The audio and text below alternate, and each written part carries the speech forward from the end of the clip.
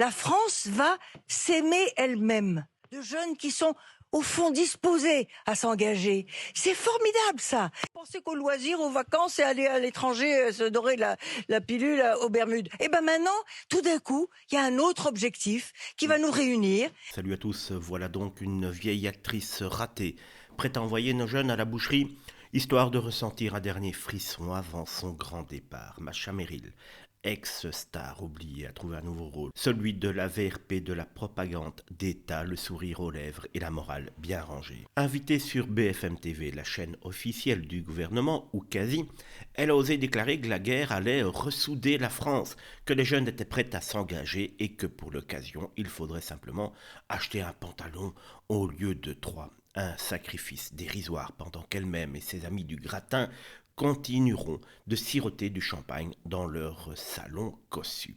Cette mascarade médiatique a un objectif clair, mais soyons sérieux, qui est véritablement dupe? Cette mascarade médiatique a un objectif clair: préparer l'opinion publique à accepter l'inacceptable, habiller la guerre avec des mots rassurants, rendre l'honneur patriotique et pousser la jeunesse française vers l'abattoir, tout ça au nom de l'union sacrée.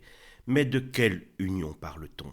Celle où le peuple se serre la ceinture pendant que les élites continuent de s'engraisser? Celle où les Français doivent se battre pour des intérêts qui ne sont pas les leurs? Parce qu'au fond, qui veut véritablement cette guerre? Les mêmes qui hier détestaient la nation, méprisaient l'armée et insultaient les patriotes. Aujourd'hui, ils changent de costume, brandissent les drapeaux et jouent aux résistants. Pourquoi ne pas envoyer Macron, Ursula et tous les technocrates au front, pistolet en main pour défendre leurs grands principes à eux?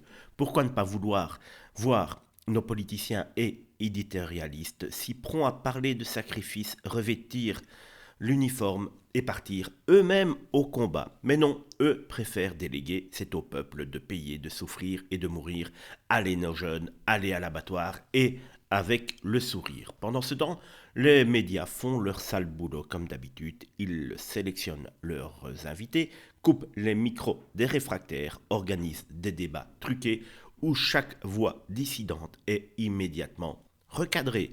Lors de cette émission, une jeune femme a osé citer Orwell. Malheur à elle, à peine avait-elle prononcé ces mots qu'elle s'est retrouvée face à un général de service commandé venu rétablir la vérité officielle. L'histoire nous montre que quand on est faible, on tombe sous la botte de régimes autoritaires. Ah bon? Et on n'est déjà pas sous un régime autoritaire, justement. Un régime qui a tabassé les gilets jaunes, qui a enfermé toute une population pour une simple grippe, qui a imposé un pass sanitaire digne d'un cauchemar orwellien. Et aujourd'hui, ces mêmes bourreaux viennent nous parler de vérité. Mais franchement, qui peut encore croire à toute cette mascarade?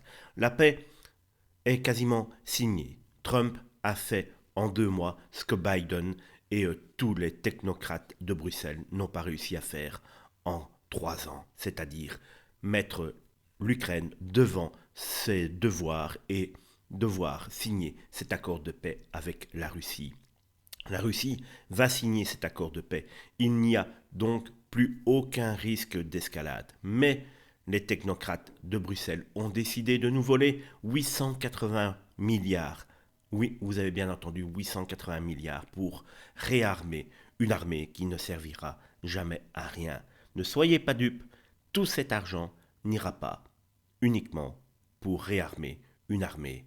Je vous le dis, n'ayez pas peur de vous abonner si vous voulez suivre toute l'actualité et avoir quelqu'un qui vous dit véritablement les choses et pas comme ces menteurs de BFM et toutes leurs cliques. Je pense qu'il faut penser à la cohésion que constitue cette menace militaire. C'est-à-dire que tout d'un coup, ils vont s'aimer. Regardez tous ces témoignages. C'est quelque chose de tout à fait nouveau. C'est quelque chose qui n'existait pas. Et bon, et qui veut dire, on s'achètera moins de pantalons, on achètera un seul au lieu de 3, et on va peut-être dépenser l'argent autrement. Voilà. Moi, je vois ça de cette manière-là.